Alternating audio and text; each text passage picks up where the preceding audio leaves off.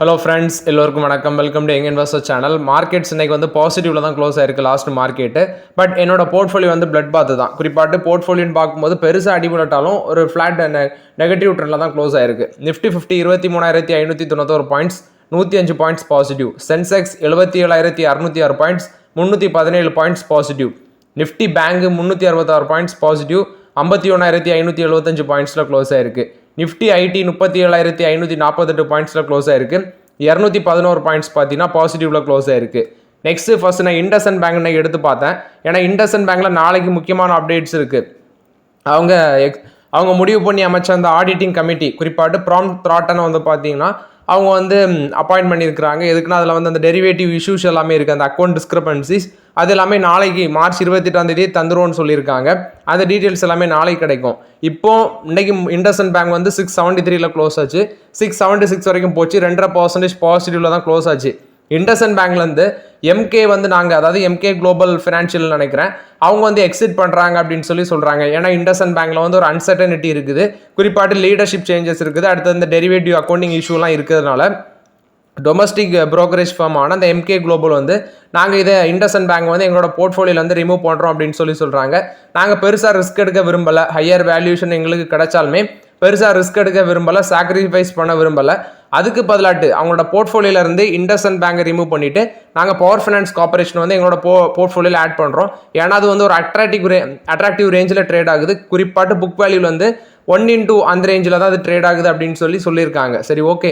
இண்டஸ்இண்ட் பேங்க்ல மறுபடியும் சொல்கிறேன், அது வந்து ஓன் அனாலிசிஸ் ரிஸ்க் அதெல்லாமே அனாலிசிஸ் பண்ணிட்டு நீங்கள் வந்து இண்டஸ்இண்ட் பேங்க்ல ஃபோக்கஸ் பண்ணுங்க. பட் நம்ம வந்து பவர் ஃபைனான்ஸ் கார்பரேஷனும் பார்த்தீங்கன்னா ஆல்ரெடி ஃபோக்கஸ் பண்ணி வச்சிருக்கிறோம்.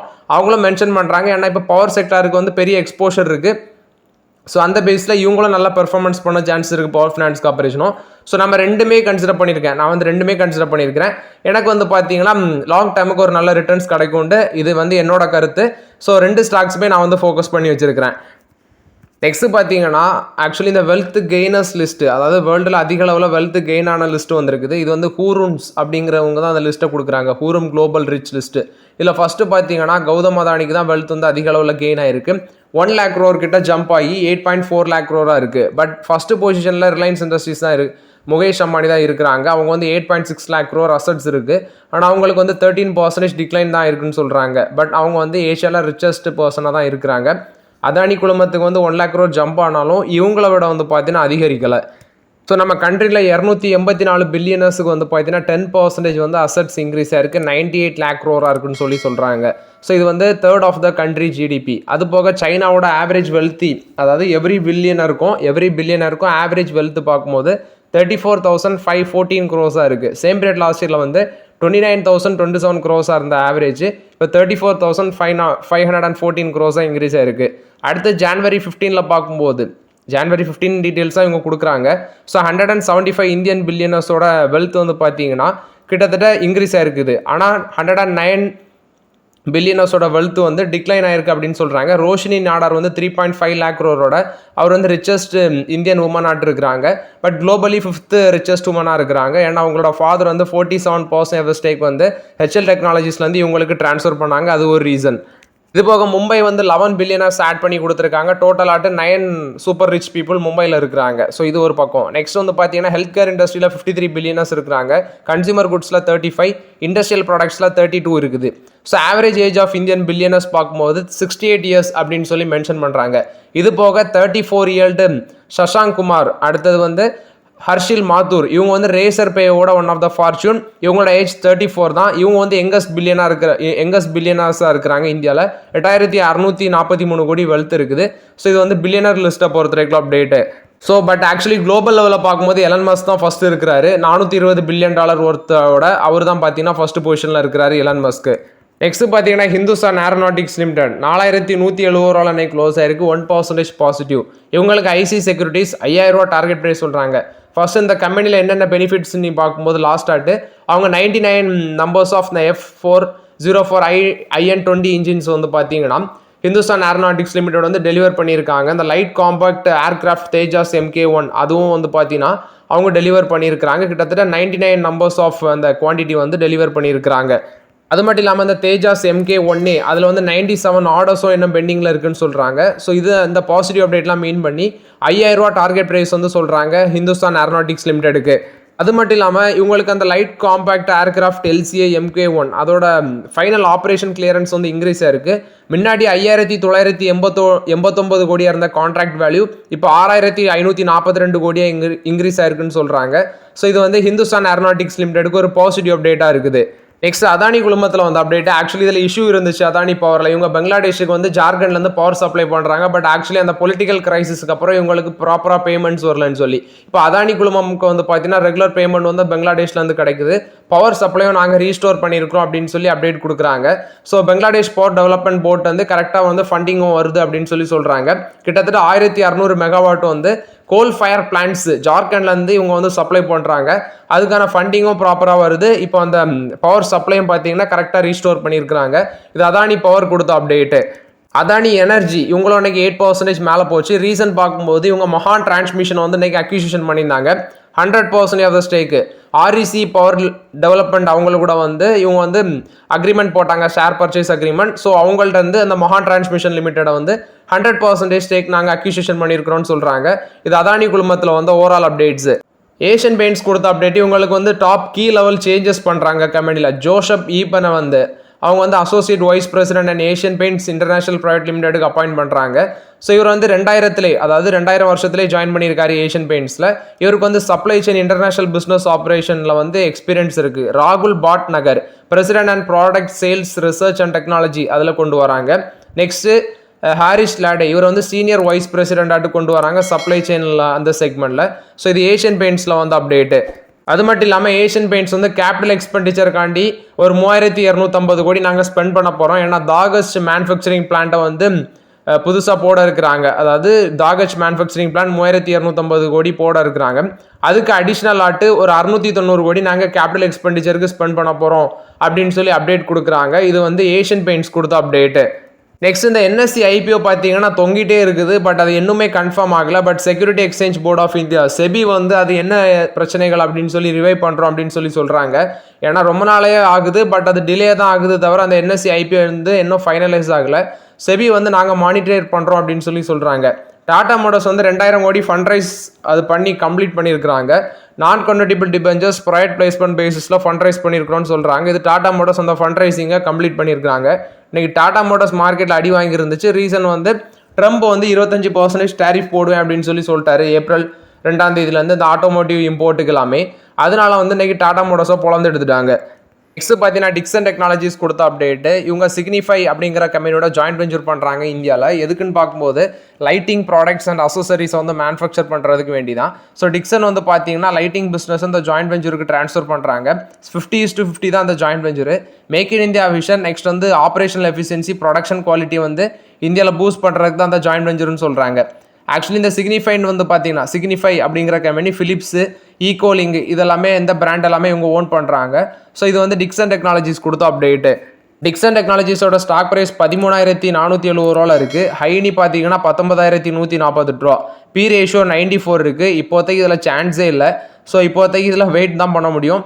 டிக்சன் டெக்னாலஜிஸ் ரொம்பவே ஓவர் வேல்யூடாக இருக்குது. நெக்ஸ்ட் சவுதி ஆரம்கோ வந்து என்ன சொல்கிறாங்கன்னா நாங்கள் வந்து இந்தியாவில் இருக்கிற ரிஃபைனரிஸான BPCL ONGC இதில் வந்து இன்வெஸ்ட்மெண்ட் பண்ணலாம் இருக்கிறோம் அப்படின்னு சொல்லி சொல்கிறாங்க. 2 பிளான்ட் ரிஃபைனரியில் வந்து இன்வெஸ்ட்மெண்ட் பண்ண இருக்கிறோம் அப்படின்னு சொல்லி சொல்கிறாங்க. ஏன்னா இந்தியா வந்து ஒரு எமர்ஜிங் மார்க்கெட்டாக இருக்குது, ஃபாஸ்டஸ்ட் க்ரோயிங் மார்க்கெட்டாக இருக்கிறதுனால நாங்கள் இன்வெஸ்ட்மெண்ட் பண்ண ரெடியாக இருக்கிறோம்னு சொல்லி சொல்கிறாங்க. நெக்ஸ்ட் வேதாந்தாவோட டெப்ட் நியூஸை பொறுத்த வரைக்கும் அப்டேட்டு கடன் அது சார்ந்த நியூஸஸ். அனில் அகர்வால் வந்து என்ன சொல்கிறாங்கன்னா நாங்கள் வந்து ரெடீம் குறிப்பாட்டு நான் கன்வெர்ட்டிபிள் டிபெஞ்சர்ஸ் ஒர்த் 2500 கோடி வந்து பார்த்தீங்கன்னா இன்ட்ரெஸ்ட் பே பண்ணியிருக்கிறோம் அப்படின்னு சொல்லி அப்டேட் கொடுத்துருக்காங்க. ஸோ ஆக்சுவலி இவங்க வந்து பார்த்தீங்கன்னா கடனை நாங்கள் குறைக்கிறோம் அப்படின்னு சொல்லி சொல்கிறாங்க. பட் இதில் என்ன ஒன்றுனா கடனை வாங்கி குறைக்கிறாங்க அப்படிங்கிற ஒரு பேச்சும் இருக்குது. ஸோ இது லாங் டேர்மில் எப்படி இம்பாக்ட் ஆகுது அப்படின்னு சொல்லி நம்ம வெயிட் பண்ணி தான் பார்க்கணும். இந்த வருஷத்தில் மட்டுமே அவங்க வந்து $1 பில்லியன் வந்து கடனை குறைக்கிறதுக்கு பிளான் பண்ணியிருக்காங்க. ஃபினான்ஷியல் 26க்குள்ளே 27ல் $1.5 பில்லியன் நாங்கள் கடனை குறைப்போம்னு சொல்லி சொல்கிறாங்க.